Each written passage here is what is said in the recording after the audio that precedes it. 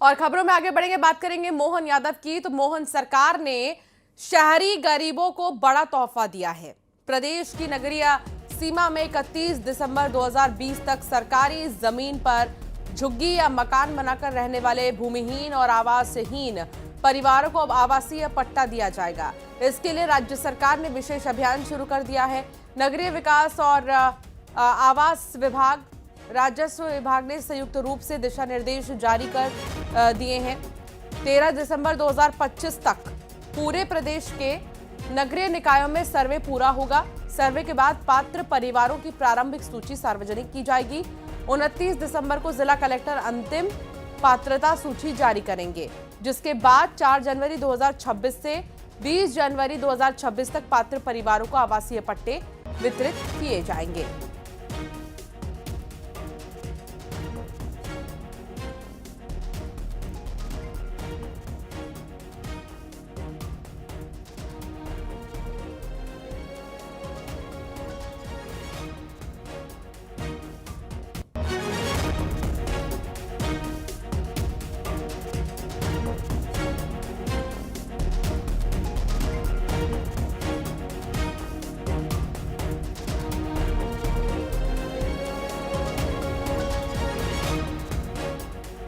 शैलेंद्र भदौरिया संवाददाता हमारे साथ जुड़े हुए हैं।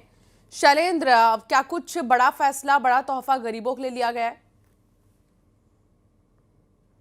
देखिए, जिस तरीके से प्रधानमंत्री नरेंद्र मोदी का भी लगातार ये मानना रहता है और नारा भी है उनका कि भारत में रहने वाले लोग कोई भी जो है वो घर ऐसा ना हो कि जिनके पास घर की छत ना हो, उसको लेकर तमाम योजनाएं जो है वो संचालित की जा रही है। पीएम आवास के तहत उनको आवास भी दिए जा रहे हैं। लेकिन शहरी इलाकों में देखने में आता है कि बहुत सारे परिवार ऐसे हैं जो भूमिहीन है, उनके पास जमीन नहीं है, तो ऐसे में उनको पीएम आवास का लाभ नहीं मिल पाता, या ये कहें कि जो हाईराइज मल्टीज बनती है उनमें उनको जगह मिल पाती है। तो ऐसे में सभी गरीबों को जो झुग्गी बना के रह रहे हैं उनको आवास नहीं मिल पाते, और यही कारण है कि मध्य प्रदेश सरकार ने अब एक नया प्लान तैयार किया है और उसके तहत 2020 के पहले जो लोग सरकारी जमीन पर झुग्गी या कच्चा मकान बनाकर रह रहे थे, ऐसे लोगों को स्थायी पट्टे देने का काम सरकार करेगी। इसको लेकर नगरीय प्रशासन, राजस्व विभाग और अन्य विभागों ने सर्वे का काम जो है वो शुरू कर दिया गया है। तमाम जो सर्वे किए जाएंगे और अंतिम सूची प्रकाशन जो है वो कलेक्टर की तरफ से किया जाएगा, और 4 जनवरी से लेकर 20 जनवरी 2026 तक फिर जो भी पात्र हितग्राही हैं उनको ये पट्टे वितरित करने का काम सरकार करेगी।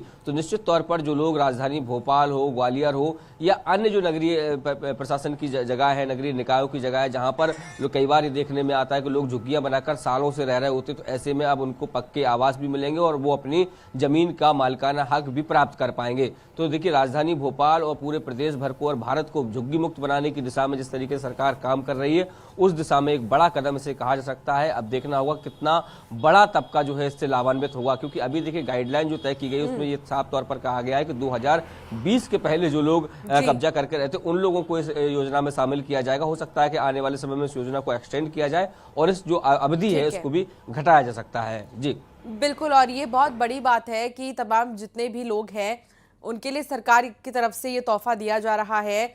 लेकिन इसमें कोई प्रक्रिया रहने वाली है क्या आवेदन की, या फिर पोर्टल के जरिए क्या इसमें अपने डिटेल्स शेयर किए जा सकते हैं? उसका क्या प्रोसीजर होगा शैलेंद्र?